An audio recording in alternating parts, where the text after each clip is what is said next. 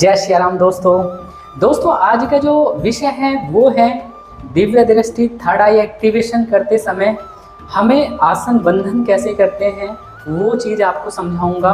और आसन पे हम विराजमान कैसे होते हैं और जाप कैसे करते हैं, इन टॉपिकों को मैं इस वीडियो के माध्यम से कवर करूंगा क्योंकि ये बहुत बेसिक जानकारी है। हर एक व्यक्ति को पता होना चाहिए कि किस माला का प्रयोग करें, कैसे आसन का बंधन करेंगे ताकि हम सुरक्षित रहें। इस वीडियो को पूरा जरूर देखें। तो दोस्तों सबसे पहले मैं आपसे रिक्वेस्ट करूंगा, कृपया करके मेरे YouTube चैनल को आप सब्सक्राइब करें, शेयर करें और कमेंट में अपने प्रश्न पूछ सकते हैं। यदि आपको अपना ऑरा स्कैनिंग कराना है, नेगेटिविटी चेकिंग करानी है या अपनी स्पिरिचुअल इन्फॉर्मेशन आपको लेनी है तो आप मेरे व्हाट्सएप नंबर पे कॉन्टैक्ट करके आप चेकिंग करा सकते हैं। तो दोस्तों शुरू करते हैं इस प्यारी सी वीडियो को। तो दोस्तों सबसे पहले कोई भी साधकगण होता है उसके लिए आसन और माला बहुत ज़रूरी होता है। ये कहीं ना कहीं हमारे लिए एक हथियार की तरह कार्य करते हैं क्योंकि जब हम माला का प्रयोग करके जाप करते हैं तो एक माला की वजह से भी एक चारों तरफ हमारे हॉरिजॉन्टली एक ऑरा क्रिएट होता है जिस ऑरा से आप पूर्ण रूप से सुरक्षित हो जाते हैं। एक खुद का तो अपना ऑरा होता है, एक माला का ऑरा क्रिएट होता है। तो जो साधकगण बिना माला के जाप करते हैं उनको भी कोई इशू नहीं है यदि वो अपना आसन बंधन कर लेते हैं। तो आसन की वो बैठने की क्या ट्रिक है जो मैंने खुद यूज़ करी है। अब जब स्टार्टिंग करते हैं तब आपको आसन की आवश्यकता होती है क्योंकि आपकी जो एनर्जी है, जाप एनर्जी, वो पृथ्वी शोक ना ले, उससे बचने के लिए हम आसन का प्रयोग करते हैं। अब आसन के भी कुछ नियम होते हैं। तो दोस्तों सबसे पहले आसन पे विराजमान होने से पहले आपको अपने गुरु का स्मरण करना है, जो आपके गुरुदेव हैं। मीन्स आप यदि दीक्षा प्राप्त है तो गुरु मंत्र का आपको जाप करना है और आपका पहला जो पैर रखना है आसन के ऊपर, आपको बीचों बीच आपको अपना दाहिना पैर रख देना है। मीन्स चरण आपको रख देना है, टच कर लेना आसन को और अपने गुरु मंत्र का आपको आह्वान करना है, मीन्स जाप करना है। उसके बाद गुरु का ध्यान करते हुए आपको दूसरा चरण भी रखना है और फिर प्रणाम करते हुए बैठ जाना है। आराम से आप आसन, सुखासन में बैठ सकते हैं, पद्मासन में बैठ सकते हैं, जो भी आपको बैठने में अच्छा रहे। आपको आसन कैसा लेना है ये बता देता हूँ मैं। आप मार्केट से कोई भी 50 से 100 रुपये तक का आसन आ जाता है जो कि बैठने में कंफर्टेबल हो और उस आसन का प्रयोग करना है। लाल कलर का मोस्टली यूज़ करना चाहिए क्योंकि तंत्र क्रिया में ब्लैक कलर का यूज़ होता है, इसलिए आप भी मेरी तरह गृहस्थ साधक है, आपको केवल लाल कलर के आसन का ही यूज़ करना चाहिए। यदि कान्हा जी के डिवोटी हैं तो आप पीले कलर का कर सकते हैं, वैसे लाल कलर ही सर्वोत्तम होता है। अब आप आसन पर बैठ गए, अब आसन का बंधन करना बता देता हूँ। बंधन क्यों जरूरी होता है आसन का, क्योंकि दोस्तों ऐसा होता है हमारे घर में बहुत सारी परेशानियाँ होती है। आपको तो पता नहीं, आपको तो दिख नहीं पाता है कि आपके आसपास क्या है एक्टिविटी, नेगेटिविटी। आपको कोई पितृ प्रेत योनि में हो सकता है तो उस समय वो आपकी एनर्जी को भी खा सकता है, आपकी जाप ऊर्जा आपके शरीर में लग नहीं पाएगी।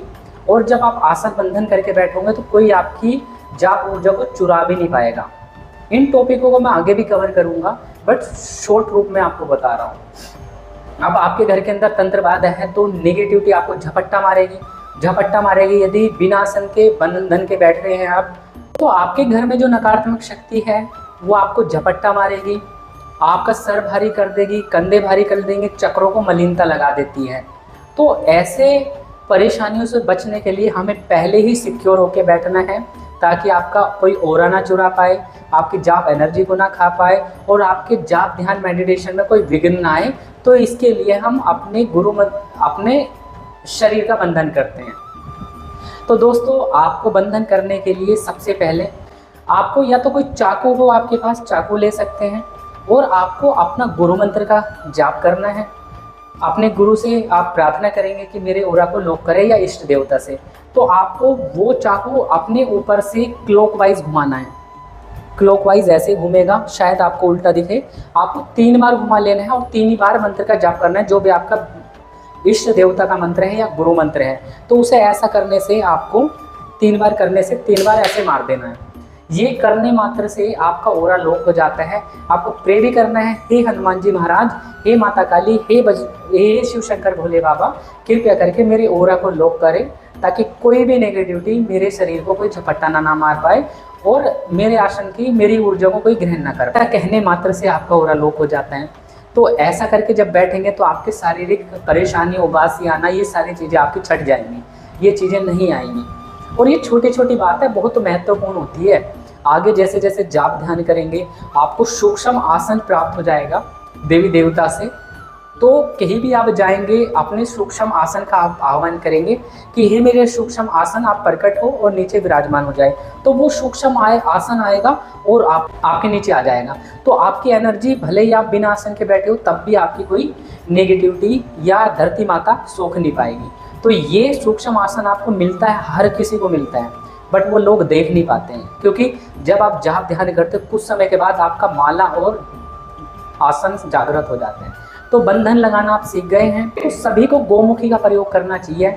जैसे मेरे पास में गोमुखी है, और गोमुखी के माध्यम से ही आपको जाप ध्यान करना चाहिए, क्योंकि आपकी माला को देख के यदि किसी के मन में भाव आया तो वो जाप आपको फलित नहीं हो पाता है। इसलिए आपको छुपा के हमेशा अपनी माला और आसन को अलग रखना चाहिए। किसी व्यक्ति को भी अपनी माला और आसन को शेयरिंग नहीं करना चाहिए। अपने घर के सदस्यों से भी बचा कर रखना चाहिए, और अपने पास ही आपको रखना है। अपना यूज़ करो, अलग उठा के रख दो, ठीक है। तो ऐसे करना होता है। अब जैसे ये माला है आपका, मैं आपको एक बार दिखा देता हूँ। देखो आप, यदि आपकी दिव्य दृष्टि खुली हुई है तो आप मेरी माला देख सकते हो। तो दोस्तों आपको इस माला को देखना है, आपको क्या दिखाई देता है माला के अंदर, और कैसा कलर है, क्या है, सब चीज़ आप बताइएगा ज़रूर, और मैं आपको रिप्लाई के माध्यम से इसका जवाब भी दूंगा। तो देखते हैं आपका तपोबल कितना पावरफुल है कि आप माला की एनर्जी को देख पाते हैं या नहीं। आप रुद्राक्ष की ले सकते हो, तुलसी की ले सकते हो, चंदन की ले सकते हो, ठीक है। इस प्रकार की ये मेरी चंदन की माला है। तो दोस्तों इसको, ये हमारा सुमेरु होता है जो आप देख पा रहे हैं, ये सुमेरु होता है ऊपर का हिस्सा ये।